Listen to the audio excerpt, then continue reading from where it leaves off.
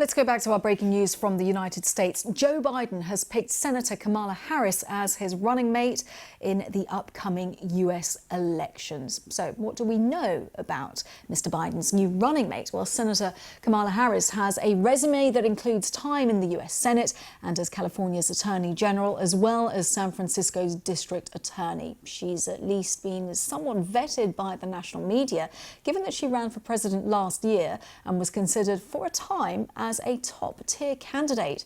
She did have a dust-up with Biden in the first primary debate last June, where she suggested that his past views against desegregating schools through mandatory busing was hurtful. So we can confirm that Kamala Harris has been chosen by John Biden. Let's cross over to Washington. Anthony Zerka joins us now. And Anthony, let's face it, Kamala Harris, since Joe Biden said that he would choose a female running mate, she was widely considered as the front runner. Yeah, sometimes the front runner is a front runner for good reason. Kamala Harris has a lot going for her. First of all, you mentioned the diverse background, a child of a parent from the Caribbean, a mom from India.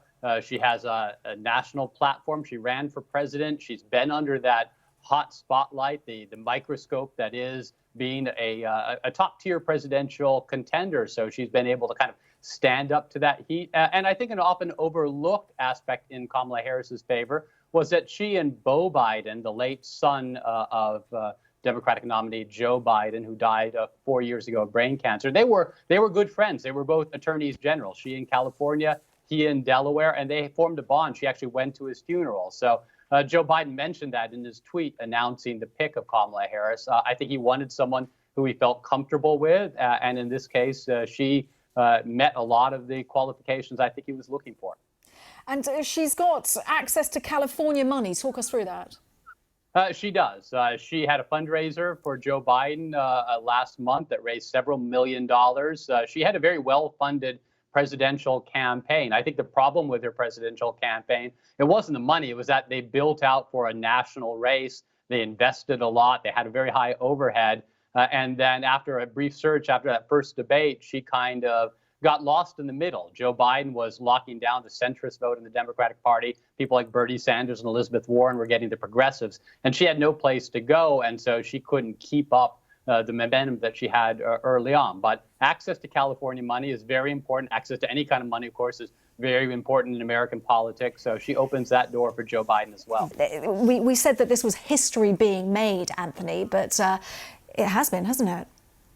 Yes. I mean, there have been women on the presidential tickets before. Obviously, Hillary Clinton was the Democratic nominee 4 years ago. Sarah Palin was a Republican running mate in 2008. And Geraldine Ferraro was a Democratic running mate in 1984. But this is the first time that a woman of color has been on a ticket, has been a running mate. Kamala Harris, of course, is part Indian and part Jamaican. So she has a very diverse background, which kind of fits with the diversity of the Democratic Party. I think that was something that Joe Biden was looking for. I mean, he's a 77-year-old white man. He wanted to have a ticket that was balanced as far as age and as far as ethnicity as well. So I think she ticks a lot of those boxes for him. And she's telegenic. She's young. She's been through the national spotlight. So she was an obvious pick. I think a lot of people were trying to knock her down a peg because they thought she has presidential ambitions and this could give her a leg up. But the reality was Biden's thinking about what will help him right now. He certainly is. And when it comes to the reaction to this, just talk us through how people are reacting to this, because a lot of positivity when it comes to social media to the decision. You know, the Democratic Party and Democratic activist groups had been preparing for this moment for weeks, if not months. They know that the rollout of a presidential running mate is an important part of a campaign. That it has to go smooth, that there has to be signs that everyone's on board with the pick, because clearly, if that's not the case, it could be a stumble. It could be bad press for the presidential nominee. So, I think that she has a lot of support. She is a moderate, but she it seems to be somewhat appealing to the progressives as well. Coming from California, it's a very Democratic state. I think that's important. Yeah, at least so far, it seems like the Democratic Party as a whole is happy with her. And we're expecting her to make a statement. We're just running through the wires that are dropping. We're expecting her to make some form of statement from Delaware. This is according to the Joe Biden campaign issuing that statement. Obviously, this is breaking news, Anthony, but what do we know as to now the movements going forward?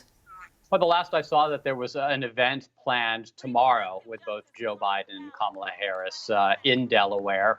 They apparently had been booking in a hotel, the Hotel DuPont in Wilmington, which has a lot of symbolic importance to Joe Biden because that was where in 1971 Joe Biden announced that he was going to run for the U.S. Senate as a 29-year-old, and he positioned himself to become one of the youngest members of the U.S. Senate.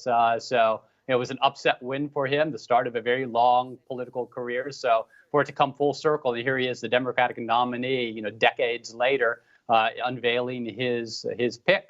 I think that it was a natural choice for a venue for this. We'll see if it all works out. These are tentative reports, of course, but they will want to have some sort of a major event to introduce Kamala Harris and show her alongside Joe Biden. Yeah, I bet they will do. What a resume. Her background, she has, just phenomenal, her record when it comes to what she's achieved so far. Mm-hmm. I was at her kickoff of her presidential campaign, which was held in Oakland in January of 2019. And she drew about 20,000 people there as she gave her speech announcing that she was going to run for president. And it definitely felt like there was a lot of enthusiasm, a lot of support for her, at least in her home state of California. When she ran for president, there were some on the left who had some doubts about her, particularly her record as a prosecutor in San Francisco and as attorney general, whether she was too much on the side of police, too much on the side of law enforcement. But the way she's handled the Black Lives Matter protests in the past few months, I think, put a lot of those doubts at ease. She's been a very outspoken in favor of reforming the police. And sometimes it takes someone who knows law enforcement, who knows the police, who knows how to relate to them, to be able to push towards reforms. And so I think you may see some of that from Kamala Harris on the campaign trail in the months ahead. She can say, I was a prosecutor, I was on the law enforcement side, but now is the time when we have to make changes. This is why. And when it comes to the other contenders who Joe Biden could have chosen, there were some real very strong characters there. But it was kind of interesting the way this came out. We were drip fed who wasn't chosen by Joe Biden. Quite an interesting turn of events how Joe Biden went about this.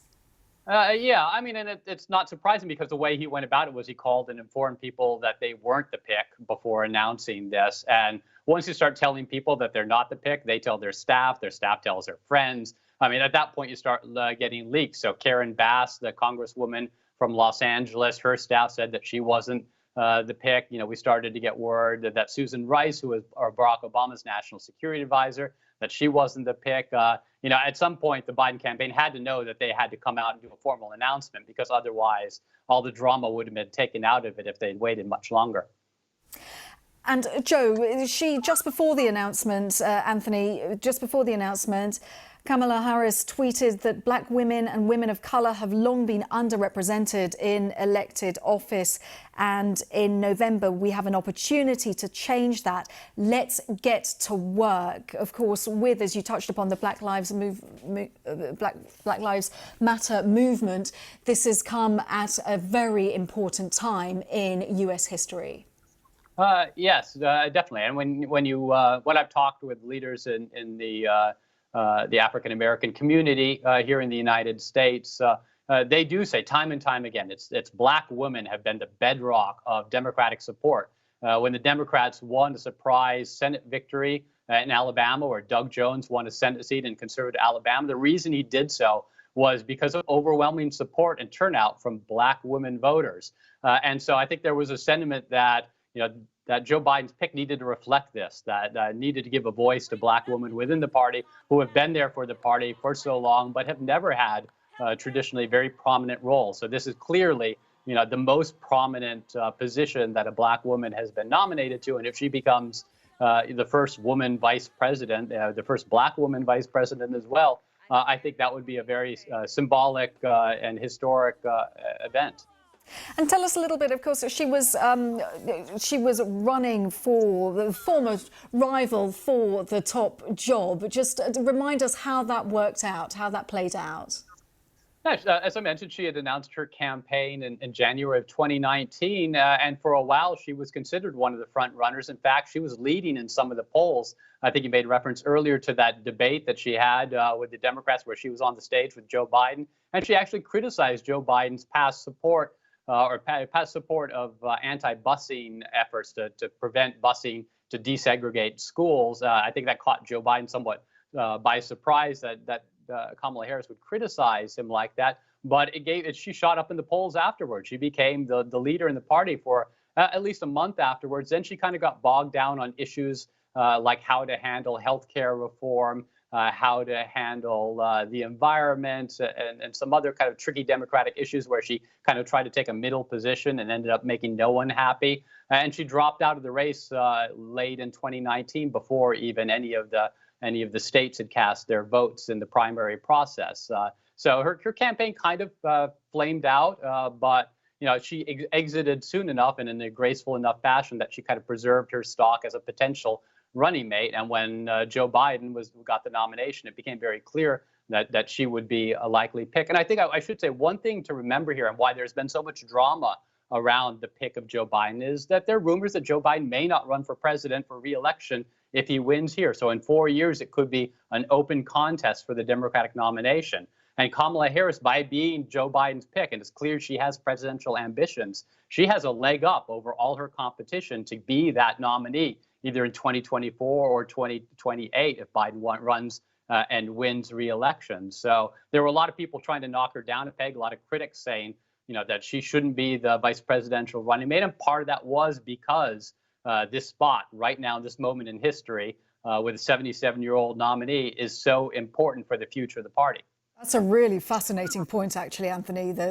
Yeah, she could potentially be running and the US president, and that would be potentially an election that Donald Trump would not be running for. The current president has tweeted a video that we are trying to bring up to our viewers very shortly. It'll be interesting to hear what he says. Oh, here it is. Let's have a listen. So this is a video from President Trump, an attacking video, as one would expect. This is going to worry the president, isn't it, when it comes to the November election? Because, he's, well, as you can see, this has just come out moments after Joe Biden, Anthony, made that announcement. So he's got to be worried. Yeah, I think obviously the Trump campaign had prepared some sort of an attack on whoever the running mate was going to be that they wanted to have up quickly to try to define this woman before the Democrats have a chance to present her to the nation. But, Donald Trump had doubts about Mike Pence as his running mate, reportedly, that he was thinking about maybe switching out and putting a woman on his ticket because he has a clear problem appealing to women. If you look at polls, women are overwhelmingly supporting Joe Biden right now, 60-40 in some polls I've seen. And he realized that there's a gender gap here and he needs to do better appealing to women voters. And now with a woman on the ticket, someone like Kamala Harris, that might be even harder for him. Yeah, she's certainly, you can see that he's, something to worry about that. And she's very much, she's very confident in what she's saying. I'm just looking back in 2019, which you referenced, she was interviewed by the Washington Post, and she said that politicians should not have to fit into compartments because of their colour or their background. And she said, and the quote is, "My point was, I am who I am. I'm good with it. You might need to figure it out, but I'm fine with it." She's really strong when it comes to knowing who she is. A couple of areas where I think she's really made a name for herself. In the Senate, she's been very sharp in questioning some of Donald Trump's nominees. She serves on the Judiciary Committee, so she had some very sharp questions for Brett Kavanaugh, who was Donald Trump's nominee for the Supreme Court, and for some of Donald Trump's nominees to his executive positions, such as Attorney General. So I think she has that kind of a prosecutorial edge, which will make her a very effective surrogate for Joe Biden, a spokesperson for Joe Biden on the stump. She can campaign probably more than he does. And one of the traditional roles of a vice presidential nominee is to serve as essentially an attack dog, to be able to go on the attack and criticize the opposing ticket in a way that maybe a presidential nominee doesn't want to do. You let Joe Biden take the high road, and then you have Kamala Harris out there really laying into Donald Trump and Mike Pence. So that is a role that she could probably fill fairly effectively. She was good in those hearings. She was good on the campaign trail. The only time she really stumbled, some of the later debates, I think she tried to dial back a little bit her attacks. Maybe she felt like she went too far in going after Joe Biden and didn't want to rub him too wrong for too long. But she's definitely shown flashes of that edge that I think will be helpful for her as she serves on this ticket. Well, over the past few minutes, a little bit earlier, before we knew that Kamala Harris was the chosen one to join Joe Biden, we heard that Congresswoman Karen Bass, a lot of speak about her, she wasn't going to be picked. And also Gretchen Whitmer also wasn't going to be picked. Well, in fact, now Gretchen Whitmer, in just the past few minutes, has thrown her support behind Kamala Harris. She's tweeted, "I am extraordinarily proud to support Kamala Harris and Joe Biden. They will be a fierce team to build America back better. Hashtag we have her back." So, yeah, the support coming through. This is a popular choice, Anthony. Yeah, I think part of it, when I talk to Democratic activists, when I talk to Democratic politicians, and some of them who have legitimate criticisms of Joe Biden, his politics, which is somewhat moderate, maybe more moderate than some of them. Time and time again, what I'm hearing from them is, I may have issues, but I don't want to say anything bad about him because it's just so important that we beat Donald Trump. Everything else, all the divisions within the party, everything else can be put by the wayside. We need to provide a common, united front because it is so important to us to get Donald Trump out of the White House. And so I think part of the effect you're seeing right now with everyone jumping on board and enthusiastically supporting Kamala Harris, even people who may not agree with her politics and what she did in California all the time as Attorney General or as Senator, is just that it's important to everybody be rowing in the same direction. We're all going to be enthusiastic about this because we want to do everything we can to help the ticket to put us in a position where to beat Donald Trump in November. Anthony, you're going to have a busy night. World News America will be coming up on BBC World News shortly, so I know you're going to be extremely busy. For the time being, as always, thank you so much for talking us through this announcement that Joe Biden has indeed chosen his running mate as vice president. Kamala Harris, Congresswoman, has been chosen. Let's get more reaction, lots of reaction coming through. Jamira Burley is head of youth engagement at the Global Business Coalition for Education. Great to have you on, joining us live from New York. What do you think? I mean, I'm on a street corner in New York and I ran out of my meeting screaming. I'm very excited. I think he made an amazing choice.